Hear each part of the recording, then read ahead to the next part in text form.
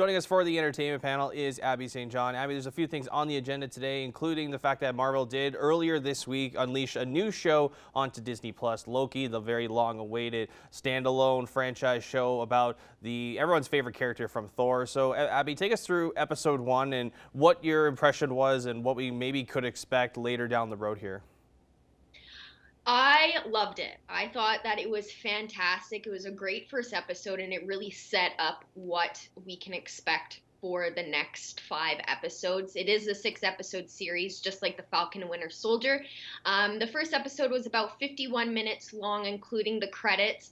And it was amazing. It was so good, and you really get to see the depth that Loki has as a character and who he is, especially since he's the god of mischief, but there's so many more layers to him. He's not just the villain in Marvel. He has so many more personalities and layers to him.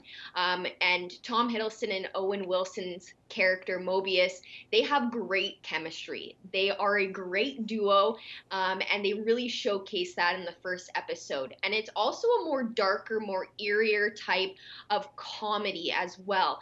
There was a lot of funny moments in it, but it also did have a darker tone. Loki is introduced to the fact that he has a whole nother self in a different timeline after he took the Tesseract, when Tony and Scott messed up during Endgame when they went back in time. So it really shows where he should have been before he took the Tesseract from them. And it also will dive into what makes Loki tick. What makes him do the things that he does? Does he really enjoy hurting people? He says that he doesn't enjoy it and that he's just the villain, but Owen Wilson's character Mobius, he's like, no, you're not the villain. You do it because that's who you are. Now, it also shows the Time Variance Authority ran by the Timekeepers to preserve the sacred timeline, which Loki has ended up messing up due to the fact that he stole the Tesseract and created all these branch realities. And it's also causing someone within the multiverse killing off TVA agents. So now Loki is going to probably help solve that and to stop whoever is killing those agents. And of course, we did see that chemistry, obviously, with Owen Wilson and Tom Hiddleston, like you said in the trailer. And it'll be interesting to see how it takes it forward. Like you said, it kind of picks off right that part of Endgame, and I guess we'll see what happens going forward. And Abby, a few trailers to talk about as well as we kind of wrap things up here on the panel. The first one is the new trailer that highlights one of the most famous TV evangelists, Tammy Faye, starring Jessica Chastain and Andrew Garfield. First impressions from me, I was really surprised. A lot of prosthetics had to be done, of course, on Jessica Chastain, but I didn't know, of course, she could sing really well as she did there in some parts of the trailer. So what can we take away? What were your overall impressions of that, Abby?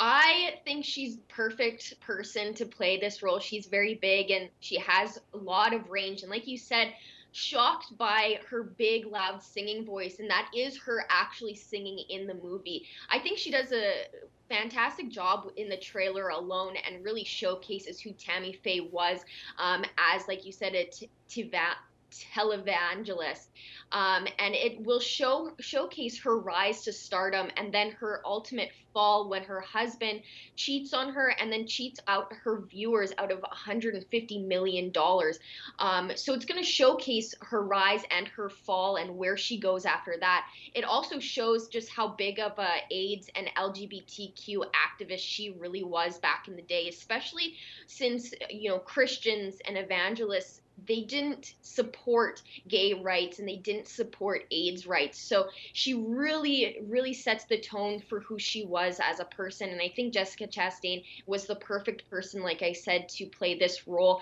And I think she's going to do a fantastic job. She did a fantastic job within the trailer. So I think the rest of the film will follow suit. And I wouldn't be surprised, excuse me, in the coming months and awards season, maybe see her possibly have that award circuit name pop up once again there. One of the last trailers, Abby, just before we wrap things up here really quickly, they finally dropped the final trailer for a very long-awaited sequel. I know we talked about this on the panel before, but the sequel to Space Jam released this new look, and also we get a new look at how Zendaya is going to be in the movie. I know a lot of people were not happy on Twitter about it, but what's your overall impressions of that, and what can we really get excited about Zendaya being in this movie?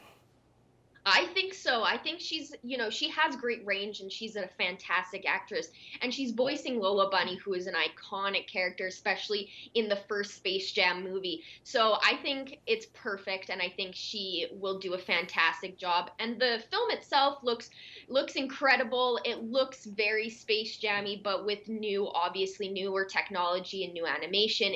It's more updated, and it shows more of the plot. We get more of the plot line, and it shows that LeBron James, his son gets kidnapped by AIG Rhythm, who's played by Don Cheadle, and in order to get his son back, he has to play a basketball game against his monsters.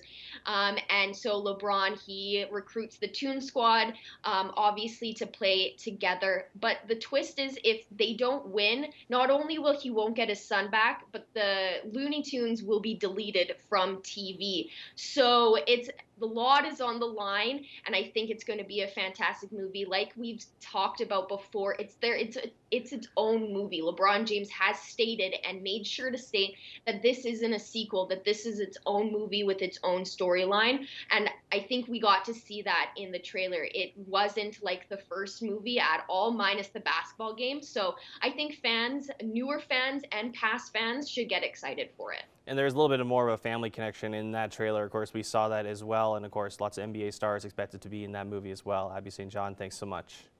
Thank you.